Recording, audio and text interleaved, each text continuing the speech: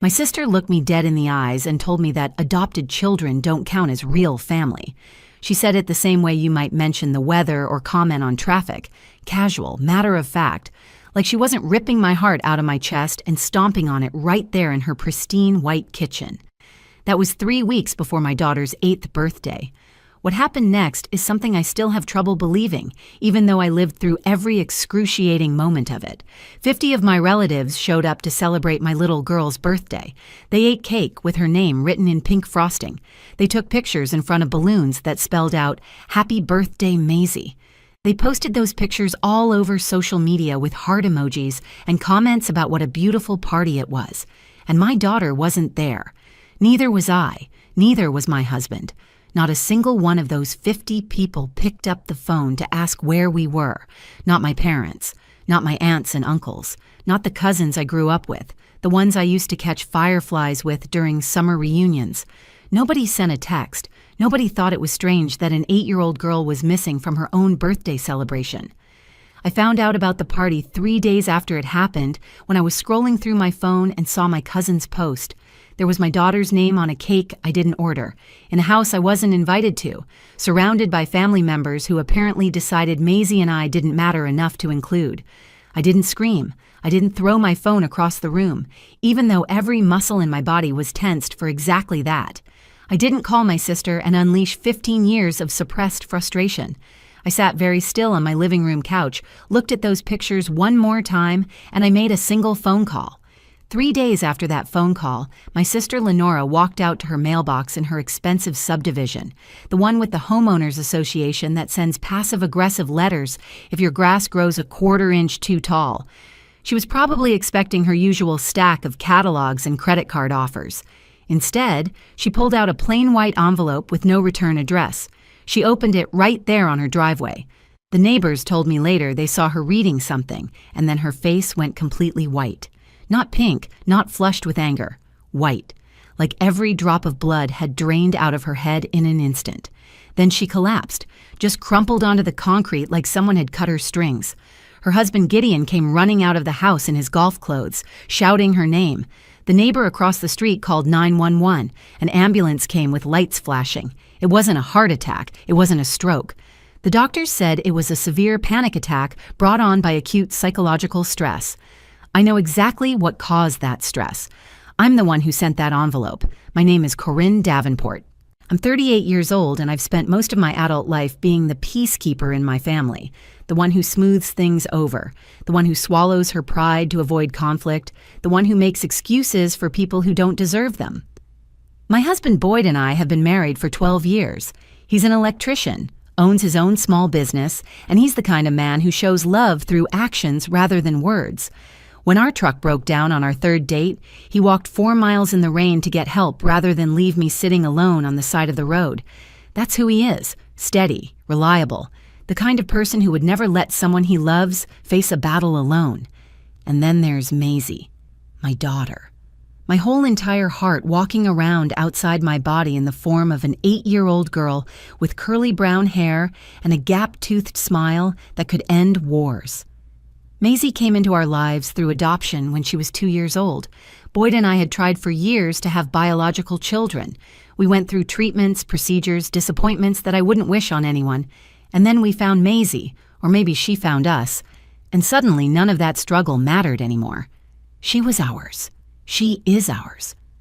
From the moment I held her in that social worker's office and she grabbed my finger with her tiny hand, she became my daughter in every way that matters. But to my older sister Lenora, Maisie was never really a Davenport. She was a charity case, an outsider, a child who didn't share our blood and therefore didn't deserve a place at the family table. For 6 years, Lenora made small comments, little digs disguised as jokes or observations. She would introduce her own children as her niece and nephew's real cousins, when Maisie was standing right there. She would ask me, in front of other relatives, if I ever worried about not knowing what I was getting when I adopted. She would conveniently forget to include Maisie in family photo sessions, then claim it was an honest mistake when I pointed it out. I let it slide. Every single time I let it slide. I told myself Lenora didn't mean it the way it sounded. I told myself she would come around eventually. I told myself that keeping the peace was more important than making waves over comments that Maisie was too young to fully understand anyway. I was wrong. I was so wrong. And my daughter paid the price for my silence. This is the story of how my sister tried to erase my child from our family, how 50 relatives went along with it, and how one envelope changed everything. This is the story of what happens when a quiet woman finally stops being quiet. And it starts with a birthday party that my daughter was never meant to attend. To understand what my sister did, you need to understand how our family works. And to understand that, you need to know about the 2 daughters of Doreen and Harold Davenport. Lenora came first. She was born golden. That's the only way I can describe it. From the moment she entered the world, everything she touched seemed to shine. She was the beautiful one, the smart one, the one who knew exactly what to say to make adults adore her. By the time she was 16, she had already mapped out her entire life. She would marry someone successful, live in a big house, and run the family like a queen running her court. I came along 6 years later, the surprise baby, the quiet one. While Lenora commanded every room she entered, I preferred corners. While she collected achievements and accolades, I collected books and daydreams. Our parents loved us both. I never doubted that. But they understood Lenora. She made sense to them. I was something softer, something they didn't quite know how to categorize. Lenora married Gideon Vickers when she was 26. Gideon's family owned commercial property all over the region, and suddenly my sister went from upper middle class comfortable to genuinely wealthy. The big house happened. The expensive cars happened. And slowly, without anyone officially declaring it, Lenora became the center of the Davenport family universe. She hosted every holiday. She organized every reunion. She decided who sat where at Thanksgiving and whose casserole was good enough to make the main table. My parents, Harold and Doreen, deferred to her on everything. If Lenora said we were having Christmas dinner at 4 instead of 2, we had Christmas dinner at 4. If Lenora decided a cousin's new girlfriend wasn't welcome until she had been dating him for at least a year, that girlfriend stayed home. Nobody questioned it. Lenora had the space, Lenora had the money, and Lenora had the personality that made questioning feel pointless anyway. I fell in love with Boyd when I was 24. He showed up to fix the wiring in my apartment, and he was so genuinely kind that I found myself inventing electrical problems just to see him again. We got married 2 years later in a small ceremony that Lenora deemed charming, in a tone that made clear she meant underwhelming. Boyd and I wanted children right away. We assumed it would happen naturally, the way it seems to happen for everyone else. But months turned into a year, and a year turned into 2. And suddenly we were sitting in doctors' offices hearing words like unexplained infertility and low probability of conception. We tried everything. Treatments that left me exhausted and emotional. Procedures that drained our savings and our hope in equal measure. Each negative test felt like a door slamming shut. After 4 years of trying, I sat on our bathroom floor at 3 in the morning and admitted to myself that biological children might not be part of our story. That was when Boyd first mentioned adoption. I was hesitant at first, not because I doubted that I could love an adopted child, but because I doubted myself. What if I wasn't enough? What if a child needed something I couldn't provide? Boyd held my hand and told me that every parent feels that way, biological or not. What mattered was showing up. What mattered was choosing to love someone and then doing it every single day. We started the process, and 8 months later, we met Maisie. She was 2 years old and living in a foster home after being removed from a difficult situation. I won't detail here, because it's her story to tell someday, not mine. What I will say is that when I walked into that room and she looked up at me with those enormous brown eyes, something clicked into place in my chest. A lock I didn't even know existed suddenly had its key. I held her and she grabbed my finger, and she didn't let go for the entire visit. Boyd cried. I cried. The social worker pretended not to notice us falling completely apart. 6 weeks later, Maisie came home with us. Those first few months were a blur of adjustment and joy and sleepless nights and the kind of love that rewires your entire brain. Maisie was cautious at first, which was understandable given everything she had experienced. But slowly, she opened up. She started laughing more. She started calling me Mama. She started drawing pictures of our little family and taping them to the refrigerator with more pride than any gallery artist. By the time she was 4, you would never know she hadn't been with us from birth. She was ours. Completely, totally, irreversibly ours. Most of my family embraced her immediately. My Uncle Clement, my father's older brother, declared her an official Davenport the first time he held her. My Aunt Bettina knitted her a blanket with her name on it. Cousins included her in games at family gatherings. But Lenora held back. And my parents, following Lenora's lead as they always did, held back too. I noticed it at Maisie's first Thanksgiving with us. Lenora introduced all the children to a visiting relative, listing them by name and parent. When she got to Maisie, she paused almost imperceptibly before saying, "And this is the little girl Corinne adopted. Not this is Maisie, Corinne's daughter. Not this is our newest niece. Just the little girl Corinne adopted." Like Maisie was a foreign exchange student. Like she was temporary. I told myself I was being oversensitive. I told myself Lenora just needed time. 6 years later, I was still telling myself that, and I was still wrong. It started with a simple request. Maisie had been talking about her upcoming birthday for months, and she had one specific dream. She wanted a big party with the whole family, just like her cousin Tyler had gotten the year before. Tyler was Lenora's son, and his 7th birthday had been a production. Lenora rented a bounce house, hired a magician, and invited every Davenport within driving distance. There were probably 60 people in her backyard that day, and Maisie had watched the whole thing with stars in her eyes. She talked about it for weeks afterward.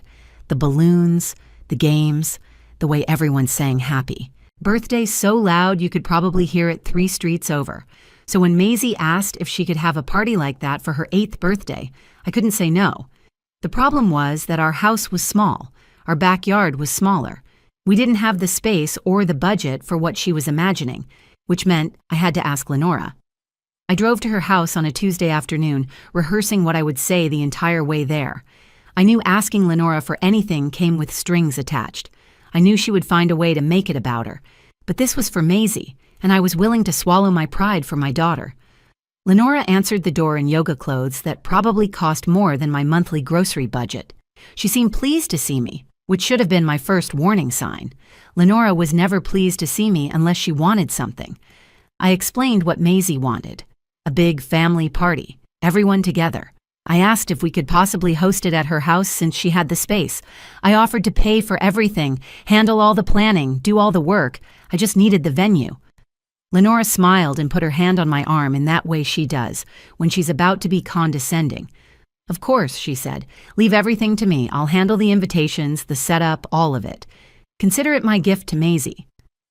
I should have insisted on staying involved. I should have asked to see the guest list and the invitations before they went out. But Lenora was being generous, or so I thought, and I didn't want to seem ungrateful. I thanked her and drove home feeling like maybe I had misjudged my sister all these years. Boyd was skeptical when I told him. He had never trusted Lenora, not since our wedding when she gave a toast that somehow became entirely about herself. But I convinced him this was different. This was for a child. Even Lenora wouldn't sabotage a child's birthday party. 2 weeks later, I ran into my cousin Daphne at the grocery store. Daphne was around my age, and we had been close as kids before life, and Lenora's social hierarchies pulled us in different directions. She was loading oranges into a bag when she spotted me and waved me over. "I'm so excited for the party next Saturday," she said. "I already bought Maisie the cutest dress." I felt my stomach drop. Maisie's birthday wasn't until 3 weeks away, and the party was supposed to be on that date, not next Saturday. Next Saturday, we would be gone. Every year since Maisie's adoption was finalized, we had taken her on a special trip for her adoption anniversary. We visited the children's home where she had lived as a toddler, brought donations, and let Maisie see where her story began. It was a tradition she treasured. She called it the day Mommy and Daddy found me. Lenora knew about this trip. She had known about it for 6 years. I had mentioned it to her specifically when we discussed the party, making sure the dates wouldn't conflict. I asked Daphne to show me the invitation. She pulled it up on her phone, and there it was, a beautiful digital invitation with flowers and butterflies. Maisie's 8th birthday celebration across the top. The date was next Saturday. The location was Lenora's house, and at the bottom, in elegant script, were the words, "Family only." My hands were shaking when I called Lenora. She answered on the third ring, sounding bored. "I saw the invitation," I said. "That's the wrong date. We'll be gone that weekend. You know we'll be gone." "Oh, will you?" Lenora's voice was smooth as silk. I must have gotten confused. "Lenora, you didn't get confused. I told you about our trip. I told you twice." There was a pause. When she spoke again, all pretense of sweetness was gone. "Honestly, Corinne, the invitation says family only, and let's be realistic here. Adopted children aren't really blood family, are they? I thought this would be easier for everyone. The real family can celebrate together, and you can take your little charity case on your trip. Everyone wins." I couldn't speak. I physically could not form words. My sister had just called my daughter a charity case. She had just told me that Maisie didn't count as real family, and she had deliberately scheduled a party to exclude us. "Change the date," I finally managed. "Cancel it and change the date." "I can't do that. The invitations are out. The deposits are paid. It would be incredibly rude to inconvenience 50 people because you're being emotional." She hung up before I could respond. I called my mother next, certain that once she heard what Lenora had said, she would intervene. My mother had held Maisie as a baby. She had watched her take her first steps in our living room. Surely she wouldn't stand for this. But when I finished explaining, my mother sighed, the way she always sighed when I brought up problems with Lenora. "Honey," she said, "your sister has already put so much work into this. Maybe just let her have this one. You can do something small for Maisie when you get back." "Mom," she said, "adopted kids don't count as family. She said that about your granddaughter." Another sigh. "I'm sure she didn't mean it like that. You know how Lenora is. She just says things sometimes. Don't make this bigger than it needs to be." I asked to speak to my father. My mother said he was busy in the garage and couldn't come to the phone. That night, I told Boyd everything. I watched his face shift from confusion to disbelief to a kind of cold, quiet fury I had never seen from him before. She said, "What about our daughter?" She said adopted kids don't count as real family. Boyd was silent for a long moment. Then he looked at me with absolute certainty in his eyes. Then they're about to learn what this family is really made of. We went on the trip anyway. I refused to let Lenora steal one more thing from my daughter, and that adoption anniversary tradition meant everything to Maisie. She spent the whole ride talking about which toys she wanted to donate and which staff members she hoped to see again. Boyd and I exchanged looks in the front seat but kept our mouths shut. We had agreed not to tell Maisie about the party. She didn't need to know that her aunt had thrown a celebration specifically designed to exclude her. She didn't need that wound. The weekend was bittersweet. Maisie was happy, laughing and playing with the younger children at the home, completely unaware of what was happening back in Ohio. Meanwhile, I kept checking my phone like a compulsion. Every hour, a new photo appeared on social media. My cousin Daphne posted a picture of the bounce house in Lenora's backyard. My aunt shared a shot of the dessert table covered in pink cupcakes. Someone uploaded a video of all the kids running through a sprinkler while adults clapped and cheered in the background. 50 relatives. 50 people who knew this was supposed to be Maisie's birthday. Not one of them thought to question why the birthday girl was missing. I zoomed in on the photos, searching faces. My mother was there, standing next to Lenora and smiling. My father was in the background with a plate of food.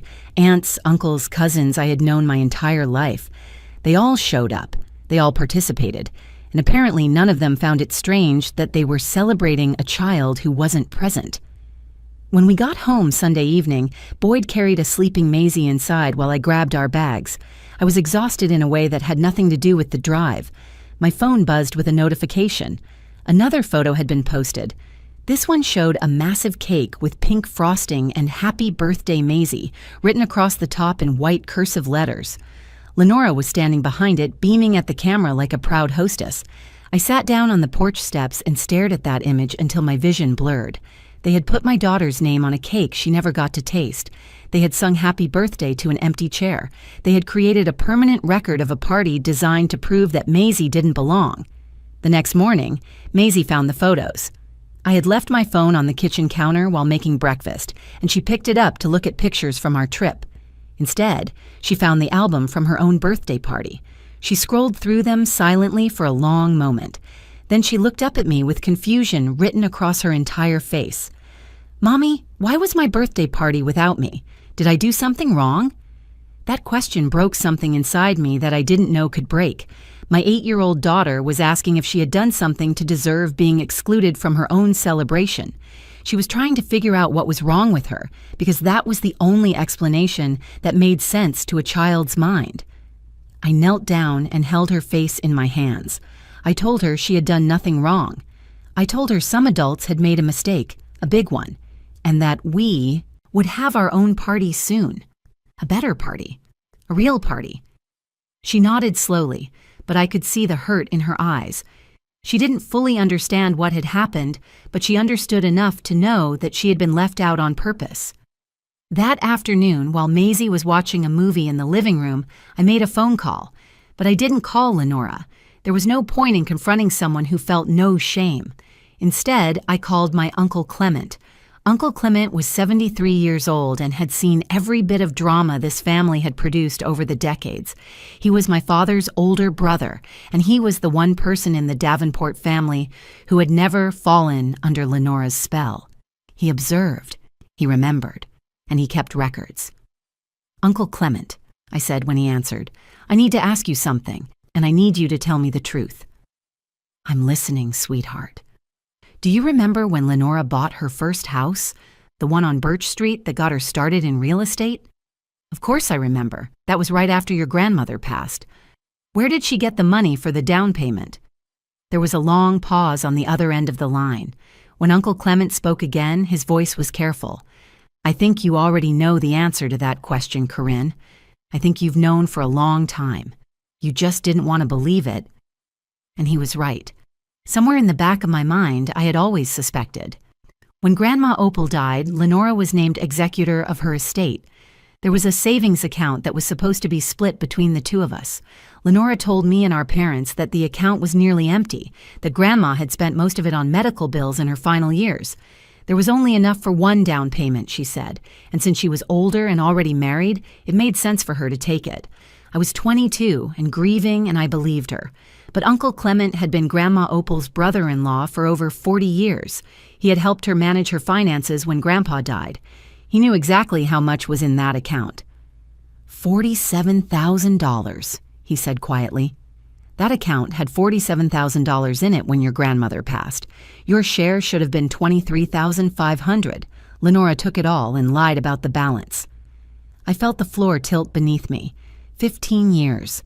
For 15 years, my sister had been living in a house built on money she stole from me. She had launched her entire real estate career on the foundation of that theft, and she had let me believe our grandmother had nothing to leave me. "I kept copies," Uncle Clement continued, "bank statements, the original will. I never said anything because I didn't want to tear this family apart, but after what she did to that little girl of yours, I think it's time you knew." I thanked him and hung up. Then I sat in my kitchen and let the full weight of it settle over me. My sister had stolen my inheritance. She had lied to my face for 15 years, and now she had tried to erase my daughter from the family. I wasn't going to yell. I wasn't going to make a scene. I was going to do something much more effective. I was going to tell the truth. I spent the next 2 days gathering everything I needed. Uncle Clement drove over with a folder full of documents he had kept locked in a fireproof safe for 15 years, bank statements showing the full balance of Grandma Opal's savings account.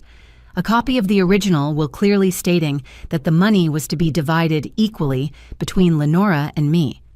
Records of the withdrawal Lenora made 6 weeks after the funeral, taking every single penny. Aunt Bettina, who had worked as a county clerk for 30 years before retiring, helped me locate additional documentation. She knew exactly which records were public and how to obtain certified copies. Within 48 hours, I had an airtight paper trail proving that my sister had committed fraud. Boyd watched me assemble everything at our kitchen table. He didn't try to talk me out of it. He just made coffee and kept Maisie occupied in the other room while I worked. "What are you going to do with all that?" he finally asked. "I'm going to give Lenora a choice." I wrote a letter by hand. I wanted her to see my handwriting, to know that a real person had written these words and meant every single one of them. I kept it short and factual. No insults, no dramatics. Just the truth. The letter read, "You stole my inheritance and blamed Grandma Opal for having nothing to leave me. You told our entire family that my daughter doesn't count as real. You threw a birthday party specifically designed to prove that we don't matter. I have copies of everything. So does a lawyer. You have 1 week to tell Mom, Dad, and the entire family what you did, or I will. Either way, you will pay back every cent you stole, with interest." I included copies of the bank statements and the will. Then I sealed the envelope, drove to the post office, and mailed it to Lenora's house without a return address. 3 days later, my phone rang. It was Daphne, breathless and confused. "Something happened to Lenora," she said. "She collapsed in her driveway. Gideon called an ambulance. Everyone's freaking out." I thanked her for letting me know and hung up. I didn't feel guilty. I didn't feel triumphant either. I just felt tired. The doctors determined it was a severe panic attack. Lenora was physically fine, but she had experienced what they called acute psychological distress. She was home by that evening, and by the next morning she was calling me. Her voice shook when I answered. "How could you do this to me? How could you threaten me like this? I'm your sister." "You stopped being my sister when you told 50 people that my daughter isn't family." I could have died, Corinne. I collapsed. My heart was racing so fast I thought I was having a stroke. "You have 4 more days to tell the family the truth. I suggest you use them." "You can't prove anything. Those documents are 15 years old. No one will believe you." "Uncle Clement will. Aunt Bettina will. And I think when everyone sees the bank statements with your signature on the withdrawal slip, they'll believe me too." Lenora's tone shifted from panicked to vicious. "If you send those documents to anyone, I will destroy you. I will make sure everyone knows you're an ungrateful, jealous, bitter woman who couldn't have her own children and had to buy one instead." I let her words hang in the air for a moment. Then I spoke very calmly. "You had a week to come clean. It's been 3 days and you chose to threaten me instead of apologize. I'm done waiting." I hung up and started composing an email. I sent the documents to everyone. Every aunt, uncle, and cousin who had attended that birthday party. Every relative who had smiled for photos while my daughter's name was written on a cake she never saw. I attached the bank statements, the will, the withdrawal records. And I included a brief message explaining what Lenora had done, both 15 years ago and 3 weeks ago. The responses came flooding in within hours. Uncle Clement called to say he was proud of me. Aunt Bettina said it was about time someone held Lenora accountable. Daphne sent a long text apologizing for attending the party, saying she had felt uncomfortable the whole time, but didn't know how to refuse Lenora's invitation. Cousin after cousin reached out with similar messages. They were shocked. They were sorry. They had always sensed something was off about Lenora, but had never had proof. The silence from my parents lasted 2 full days. When my mother finally called, her voice was small and tired. "We knew something wasn't right back then," she admitted.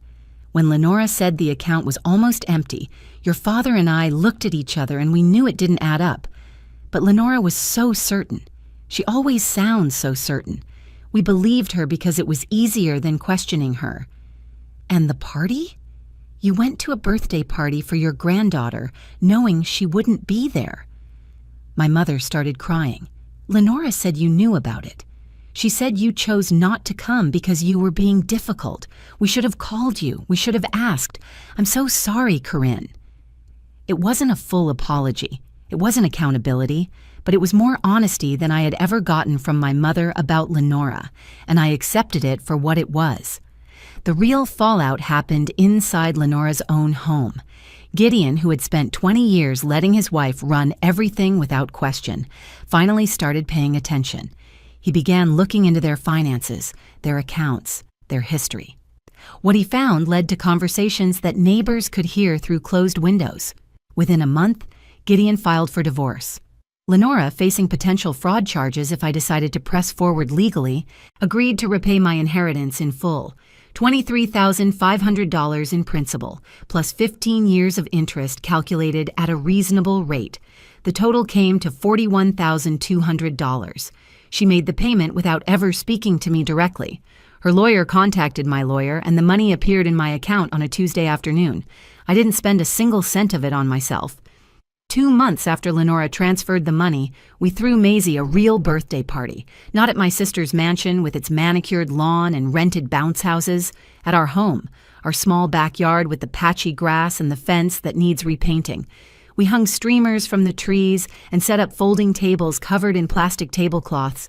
Boyd grilled hamburgers and hot dogs while Maisie ran around showing everyone her drawings. She had been working on a special collection for weeks, portraits of everyone she loved, and she presented each one like a precious gift. The guest list was smaller than Lenora's 50 relatives. We had maybe 20 people, but they were the right people. Uncle Clement sat in a lawn chair with a paper plate balanced on his knee, telling stories about our grandmother to anyone who would listen. Aunt Bettina helped me carry out the cake, a simple sheet cake from the grocery store with purple frosting, because Maisie had changed her favorite color from pink. Daphne came with her kids. So did a handful of other cousins who had reached out after learning the truth. They brought presents and apologized again in person, hugging Maisie a little tighter than necessary. My parents showed up too, awkward and uncertain, standing at the edge of the yard like they weren't sure they belonged. I didn't make it easy for them, but I didn't turn them away either. Maisie was happy to see her grandparents, and her happiness mattered more than my grudge. When we sang happy birthday, everyone sang loud. Maisie closed her eyes to make a wish, and when she blew out the candles, she looked up at me with a smile so pure it nearly broke me. "This is the best party ever," she said, and she meant it. Not because of the decorations or the food or the presents, because she was there, because she was included, because every single person in that backyard had come specifically to celebrate her. The money Lenora repaid went straight into a college fund for Maisie. Every dollar that my sister stole from me will one day pay for my daughter's education. I liked the symmetry of that. Lenora tried to use Grandma Opal's money to build her own empire. I'm using it to build Maisie's future. I also donated a portion to the children's home where Maisie spent her first 2 years. They used it to update their playground equipment, and they sent us photos of kids climbing on the new structure. Maisie asked to have one of the pictures framed for her bedroom wall. As for Lenora, her life unraveled faster than anyone expected. Gideon's divorce. Filing became final 4 months after that envelope arrived in her mailbox. He got the house. She got a settlement that was far less than she thought she deserved. The last I heard, she was renting a condo on the other side of town and had stopped coming to family events entirely. She never apologized to Maisie. I stopped expecting her to. My parents and I are rebuilding something slowly and carefully. They call more often now. They show up for school plays and soccer games. My mother has started saying, "my granddaughter," when she talks about Maisie instead of Corinne's daughter. It's a small change, but I notice it every time. The family dynamic has shifted in ways I never anticipated. Without Lenora at the center, controlling every gathering and dictating every decision, people have started connecting differently. Cousins who barely spoke for years now text each other regularly. Holidays have become potlucks where everyone contributes instead of command performances at Lenora's house. It turns out that most of my relatives were just as exhausted by her reign as I was. They just needed permission to admit it. I think about what I learned from all of this, and it comes down to something simple. For years, I thought keeping the peace meant staying quiet. I thought being a good sister and daughter meant swallowing my hurt and making excuses for people who didn't deserve them. I thought that if I just waited long enough, Lenora would change, my parents would see the truth, and everything would work out. But peace isn't peace if it costs you your dignity. Silence isn't virtue if it allows cruelty to continue. And waiting for people to change is just another way of giving them permission to stay the same. My daughter will never wonder if she belongs in this family. She will never question whether she is real enough or good enough or wanted enough, because I showed her that family isn't about blood. It's about who shows up. It's about who fights for you. It's about who refuses to let anyone make you feel like less than you are. On Maisie's bedroom wall, right next to the photo of the playground, there's a drawing she made the week after her real birthday party. 3 figures holding hands in front of a small house with a patchy yard. Underneath, in her careful 8-year-old handwriting, she wrote, "My real family. Boyd, Maisie, and me. That's what family looks like. Lenora thought she could erase my daughter by throwing a party without her.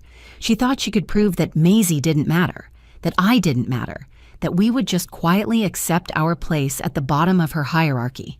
Instead, she erased herself. And my daughter? My beautiful, creative, resilient daughter who came into my life when she was 2 years old and changed everything.